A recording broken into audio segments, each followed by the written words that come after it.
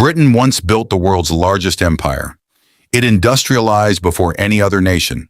It gave the world the steam engine, the railway, the telephone, and the World Wide Web. Today it spends more every year paying interest on its national debt than it spends on defense. More than transport, more than housing and communities combined. The debt interest bill in 2025 to 2026 was approximately £110 billion. That is the fourth largest item in the entire British government budget, behind only social protection, health, and education. And none of this began with Brexit. It began decades earlier. This documentary examines how, not to relitigate Brexit, not to defend or attack any political party, but to understand what the data actually shows about Britain's long-term economic trajectory, and why understanding it requires going back much further than 2016. Here is the central question. Britain has experienced weak productivity growth, stagnant living standards for the majority, rising public debt, housing shortages, sustained NHS pressure, and slow business investment. How much of this is the result of Brexit, and how much predates Brexit by decades? The evidence, examined carefully, produces a more complicated answer than either side of the Brexit debate typically acknowledges. Begin with the data on productivity. Because productivity is not an abstract economic concept, it is the measure of how much output the economy produces for each hour worked, and it is the foundation of everything else. Rising wages, rising living standards, sustainable public services, affordable housing. All of these depend ultimately on whether productivity grows. Here is what the verified data shows. Historically, UK labor productivity grew at approximately 2% per year. Since the 2008 to 2009 financial crisis, it has risen far more slowly, a pattern so persistent and so anomalous that economists gave it a specific name: the UK productivity puzzle. In the first quarter of 2026, UK productivity was estimated to be 0.4% higher than a year before, and 2.6% higher than before the pandemic in Q4 2019. 2.6% higher over more than 6 years. That is not a recovery. That is stagnation. And the Office for Budget Responsibility, the government's own independent fiscal watchdog, has been repeatedly forced to downgrade its productivity forecasts because the actual trend has been worse than expected. In its November 2025 Economic and Fiscal Outlook, the OBR downgraded its productivity forecast from 1.3% to 1.0% per annum.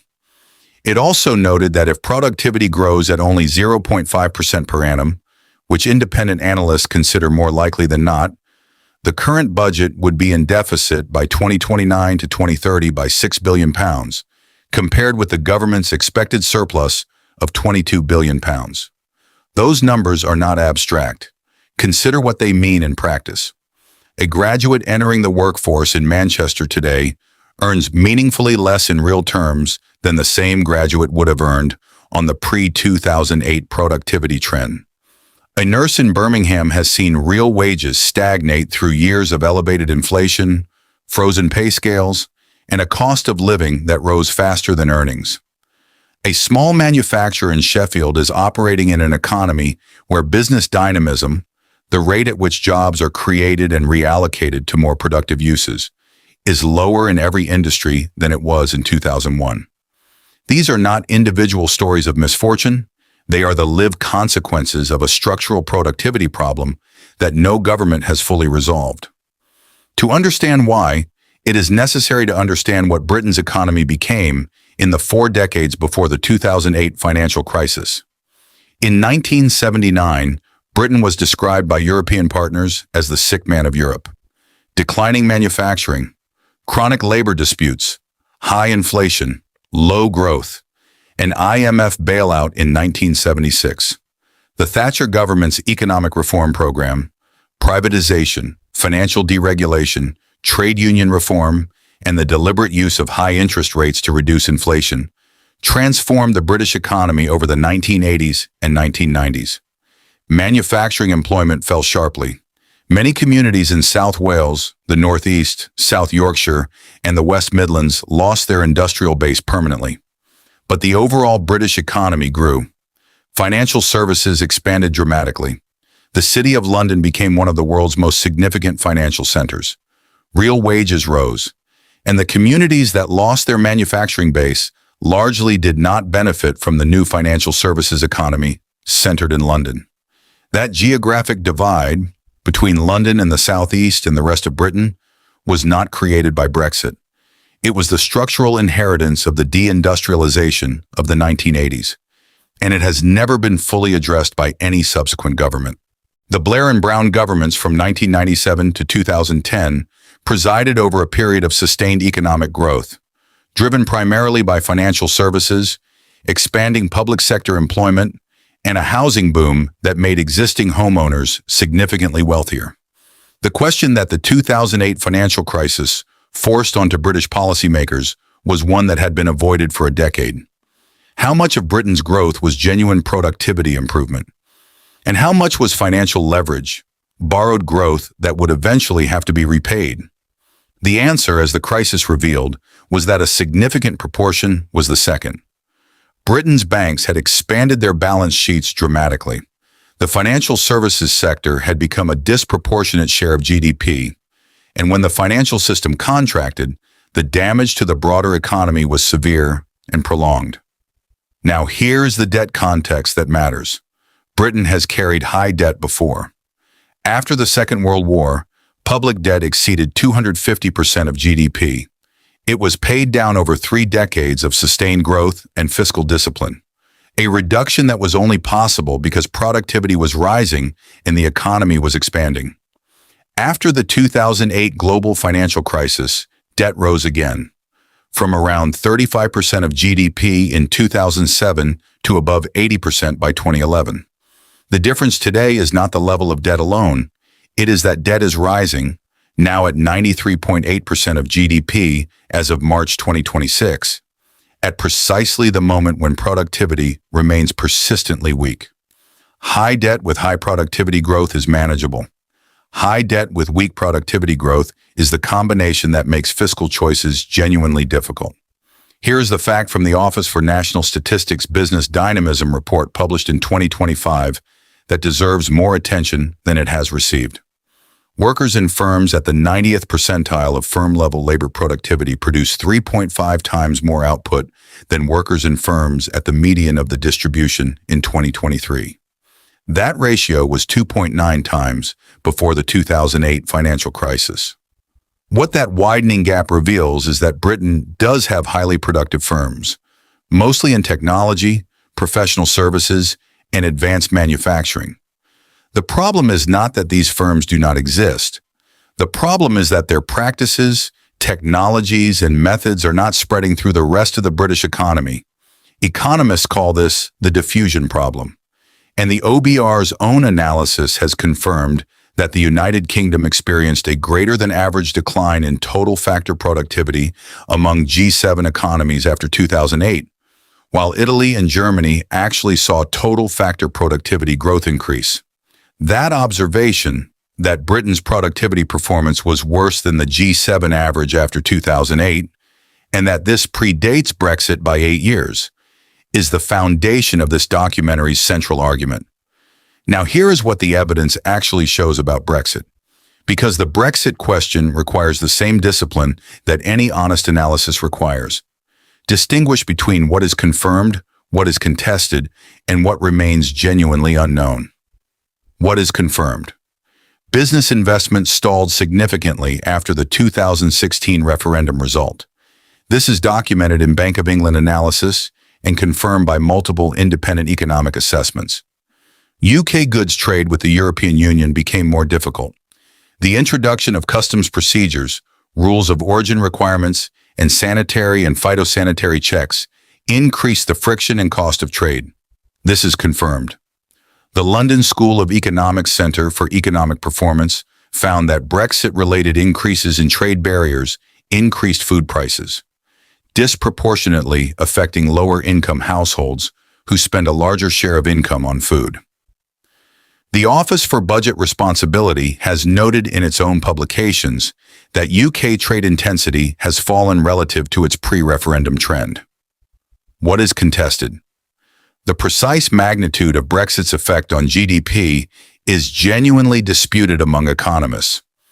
The Center for European Reform has produced estimates suggesting a GDP reduction in the range of 5 to 6%, compared with a counterfactual where Brexit did not happen.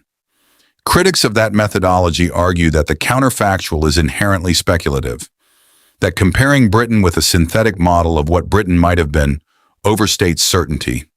The honest position is this: Brexit has had measurable effects on goods trade, on food prices, and on business investment. Those effects are real and documented. The precise GDP effect depends on the counterfactual assumed, and counterfactuals are inherently uncertain.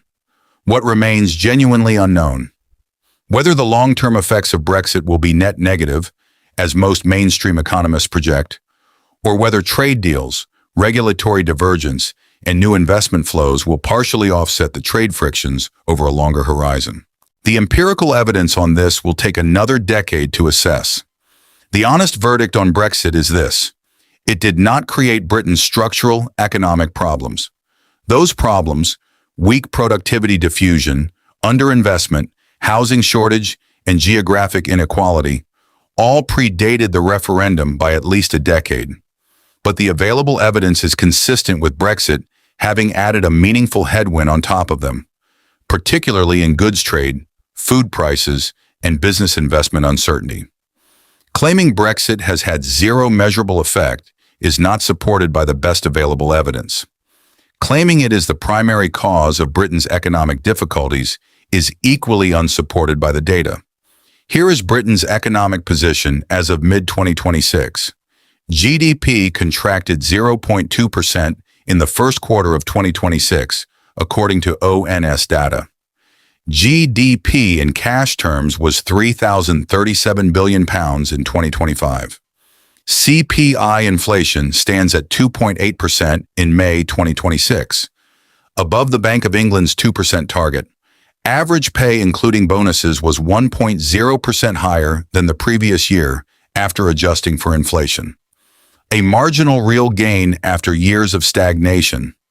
The manufacturing sector accounts for 8.5% of total UK economic output, a share that has continued to decline.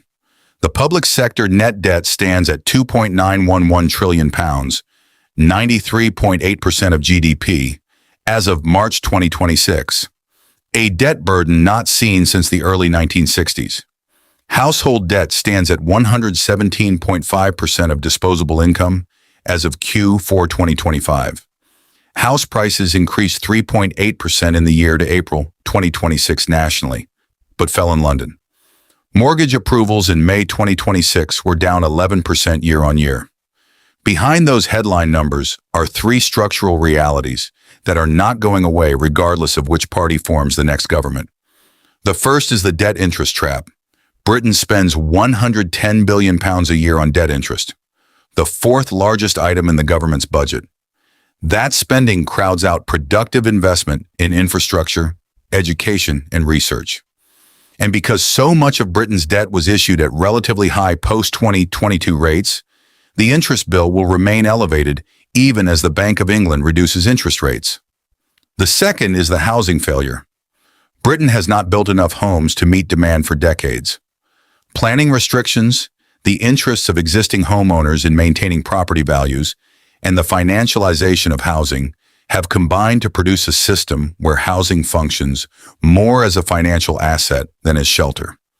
There were 33,960 house building starts in England in the first quarter of 2026, a 9% decrease from the previous quarter.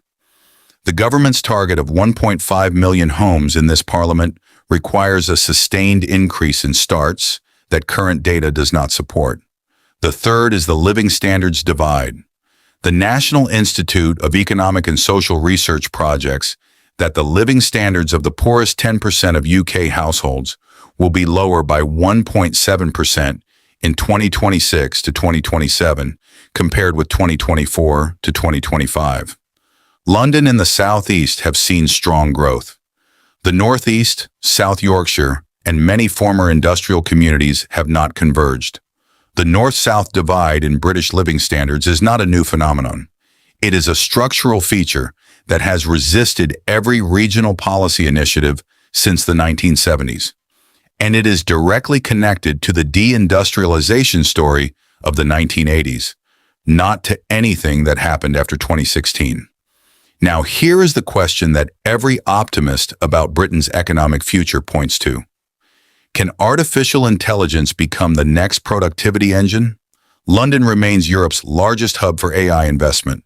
The IT sector is already showing meaningful productivity gains, 2.5% growth in Q3 2025, benefiting from AI and cloud computing adoption, according to the Productivity Institute.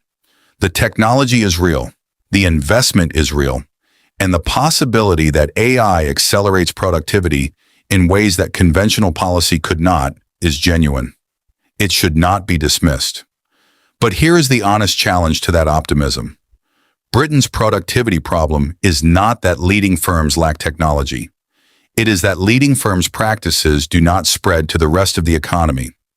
The diffusion problem that has characterized British productivity since 2008, where frontier firms pull away from the median, is the same dynamic that would need to be overcome for AI to lift the whole economy, rather than concentrating gains in a small number of already productive firms. Whether AI breaks that pattern or reinforces it may be the most consequential economic question Britain faces over the next decade. Here is how 4 different analytical traditions interpret Britain's economic position.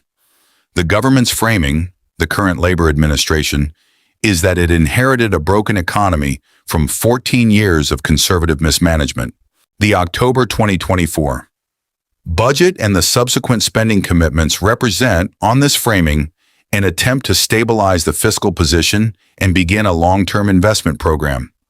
The government has announced £125 billion in additional public investment over this Parliament.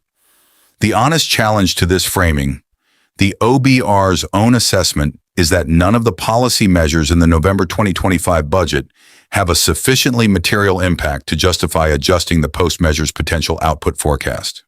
In other words, the government's investment plans are real, but their effect on productivity is not yet visible in the official numbers.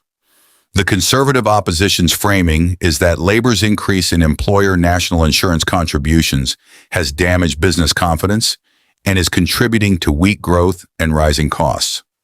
The honest challenge to this framing, the employer NIC's increase is real, and its effects on small businesses are documented. But the structural productivity weakness predates any labor decision by many years. The economic consensus view, from institutions including the Resolution Foundation, the Institute for Fiscal Studies, and the National Institute of Economic and Social Research, is that Britain's challenges are structural, long-term, and not primarily attributable to any single government, policy, or event. The reforms required, housing supply, planning liberalization, capital market deepening, skills investment, regional development, are politically difficult and produce results slowly. No short-term political cycle fully addresses them. The international perspective, from the IMF, the OECD, and international investment analysts, is that Britain has a credible fiscal framework, a flexible labor market, and significant strengths in financial services and technology. Its weaknesses in housing, in infrastructure investment, and in productivity diffusion are recognized and documented. The international consensus is that Britain is not on a crisis trajectory, but that without structural reform, its long-term growth rate will remain below its potential. Before the conclusion, the skeptics challenge. What evidence would challenge the central thesis of this documentary, that Britain's problems predate Brexit? First, the magnitude of the trade effect. If the Center for European Reform's estimate of a 5 to 6% GDP impact is even partially correct, Brexit is not merely an additional headwind, it is a significant structural shock. One interpretation consistent with the data, the productivity puzzle and the Brexit effect, are not two separate stories, but one compounding story. Second, investment recovery. If business investment recovers significantly now that Brexit uncertainty has largely resolved, and if trade and services, where UK firms remain strong, proves more resilient than goods trade to Brexit barriers, the net long-run effect could be smaller than current estimates. Third, the reform opportunity. Brexit gives Britain regulatory freedom it did not previously have. Whether that freedom is used to generate genuine productivity, enhancing reform, or dissipated in political argument, is genuinely unknown and will determine Brexit's long-term economic legacy. Here is what can be stated with confidence and what cannot. What we know. UK productivity growth has been structurally weak since 2008, confirmed by ONS, OBR, and Bank of England analysis. The productivity diffusion problem, where frontier firms are pulling away from the median, predates Brexit by at least a decade. Britain's public debt at 93.8% of GDP and debt interest at £110 billion per year are confirmed facts that constrain fiscal options. Brexit has had measurable effects on goods trade, food prices, and business investment, all confirmed by multiple sources. The housing system has been failing to meet demand for decades. The North-South divide in living standards predates Brexit and has not been closed by any post-Brexit policy. What we do not know. The precise long-term GDP effect of Brexit. This requires a decade more of data. Whether the OBR's 1.0% productivity growth forecast will be met. Independent analysts consider it optimistic. Whether the government's housing targets will be achieved. Current starts data suggests significant shortfall. Whether AI adoption will produce an economy-wide productivity uplift, or whether the diffusion problem will limit its gains to the frontier firms that are already most productive. Now here is why this story matters beyond Britain. Britain is not unique. Canada faces similar housing pressures.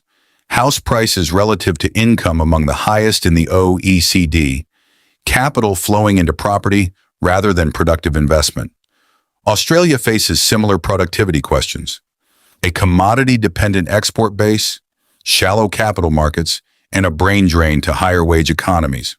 New Zealand faces similar capital allocation challenges, the highest housing investment share in the OECD after Canada, and a productivity gap with the leading OECD economies that has not been closed.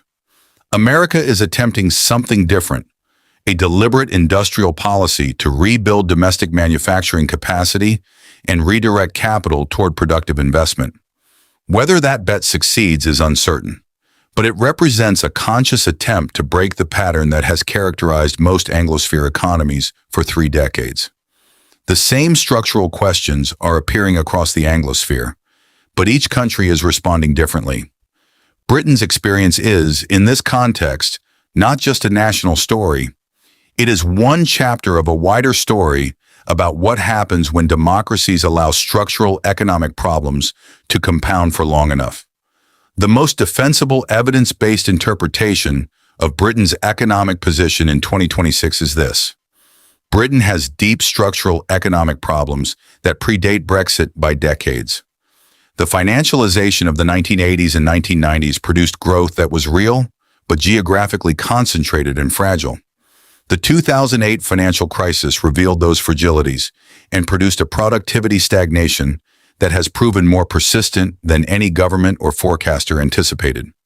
Brexit added to those challenges. The evidence for this is real, but it did not create them. And no government has yet been willing to implement the structural reforms, particularly in housing and regional investment, that the evidence consistently identifies as necessary.